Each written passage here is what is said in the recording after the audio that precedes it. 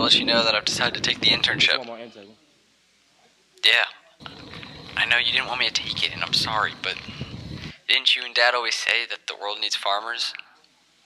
Look, I might not have lived through what happened to you guys, but I read about it. We learned about it in class. Look, there are 9 billion people in the world now. We can't let people starve again. We need farmers now more than ever. Yeah, I know. I'll be safe. Don't worry. I love you. Taking the bike. I'll call you when I get off the train. Bye.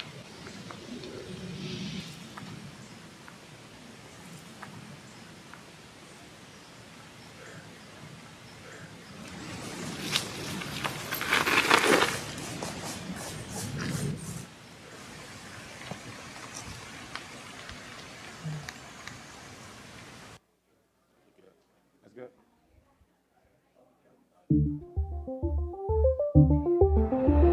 The next Hyperloop car leaves in 3 minutes. Please step aside and let the customers off the train first.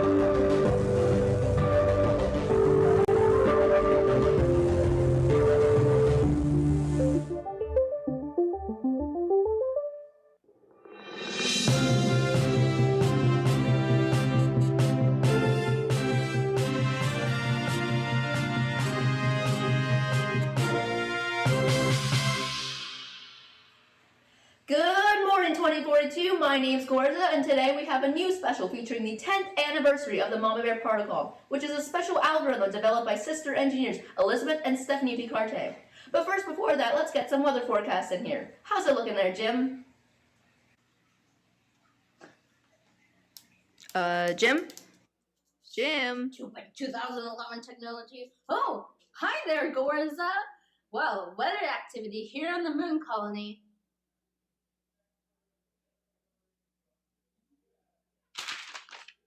Luna Stella seems to be pretty standard. One can expect it to be fairly dry, with a chance of asteroids in the afternoon, ranging from 5:36 p.m.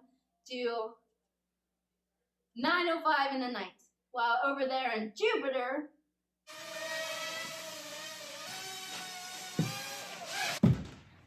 citizens living in the Great Red Spot will experience normal temperatures of 2,500 degrees Fahrenheit and had better look out for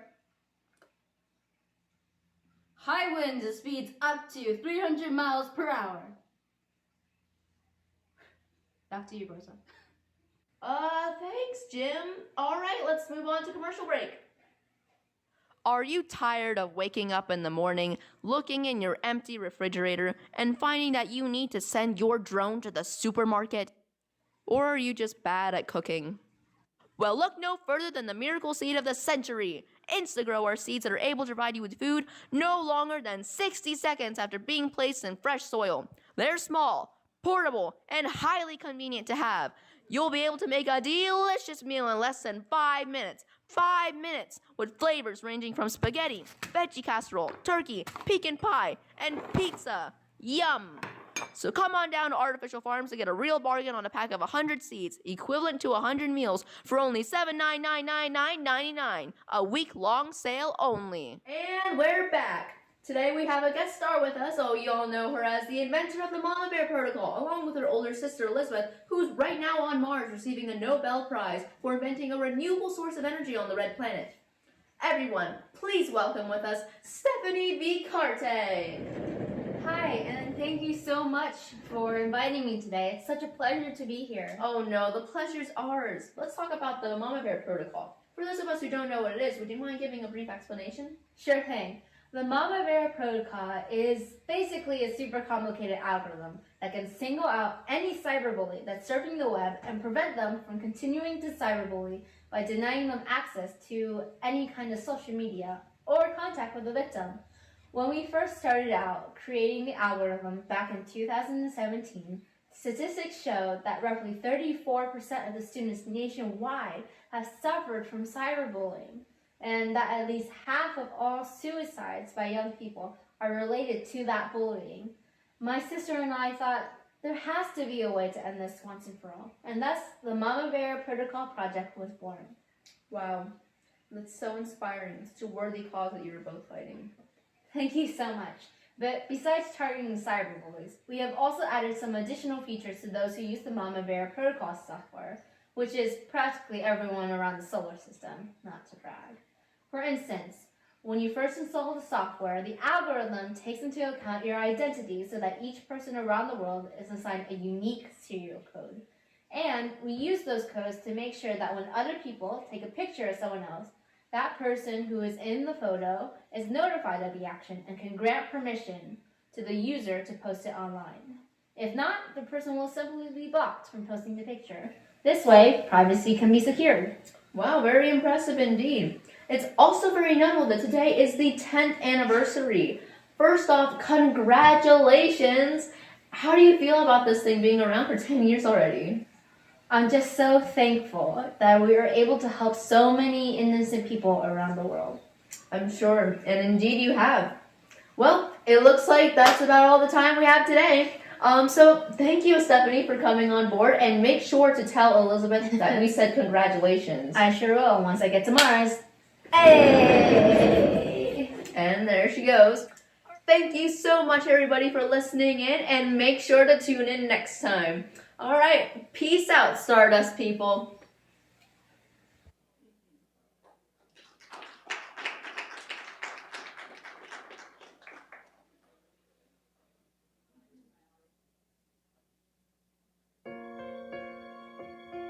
Water.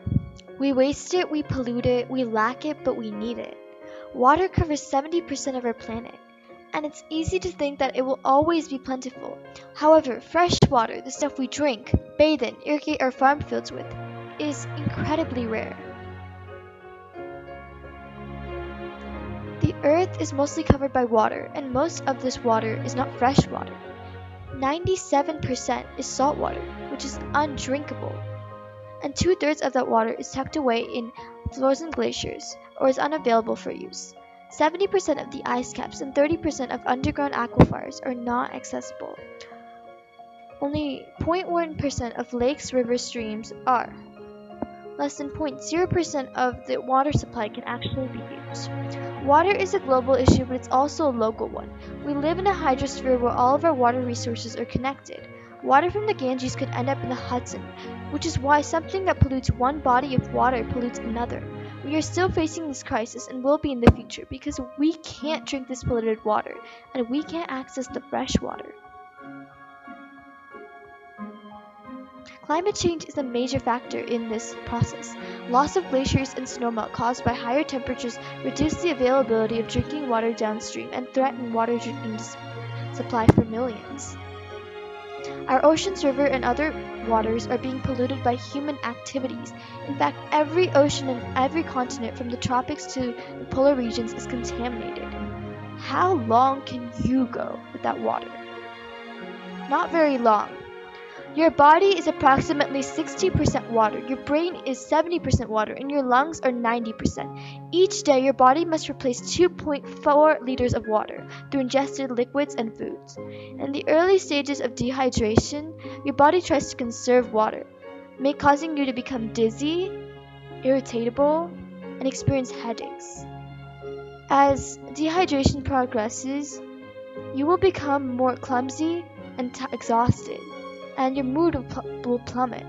Your eyesight will fade, and your brain won't be able to think. In the last stages of dehydration, you may feel nauseous and begin vomiting. Without water, you will enter a coma and you will die. Water is more important for your body's survival than food. You can live without water for approximately 1 week, but you can't survive without food more than a month. Clean, safe drinking water is scarce. Today, nearly 1 billion people in the developing world don't have access to it. At this rate, the crisis will get even more serious, and by 2042, more than 2/3 of the world will be suffering from a lack of water. We need to do something about it. We all take water for granted. But almost 900 million people worldwide lack access to it, and nearly half of them are children. Look at how these people are living. A life without clean water. Think about what you use for clean water. Food, bathing, drinking. Well, unfortunately, not everyone has the same luxury. And soon enough, by 2042, more than 2/3 of the world will not have access to it. 4,800 people die from waterborne diseases every day. Although the water crisis will live on in the future, there will be technology far superior to help us solve this worldwide. In fact, I imagine there would be skyscrapers, hyperloops, flying cars, unparalleled architecture, and cities on water. But this water will not be drinkable, but rather salty, and the lakes and rivers will be polluted. Many bodies of water will run dry. So what should we do? I propose that we should use our spacecraft technology to extract water from other celestial bodies. In fact, at that point in 2042, I believe that we will even have space planes and NASA bases on planets such as Mars, so it's definitely realistic. Mars. On Mars, the caps are an average of 2 miles thick, and if completely melted, could cover the Martian surface with about 18 feet of water, so we could definitely extract water from Mars. Another possibility is Ganymede, which is one of Jupiter's moons. It has more water than all of the Earth's surface water combined. It is 60 miles thick and 10 times the depth of the Earth's oceans. So, it's a major possibility as well.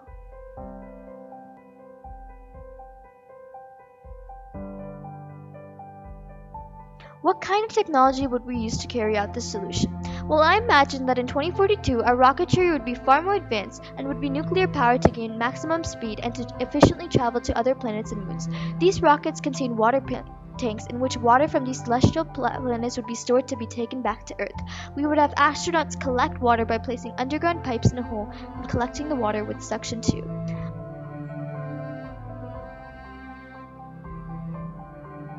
I believe this solution is the key.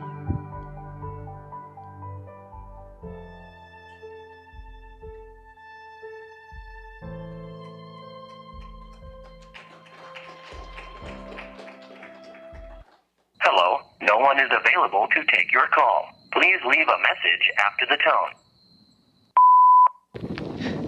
Hey, Mom. Just want to let you know that I've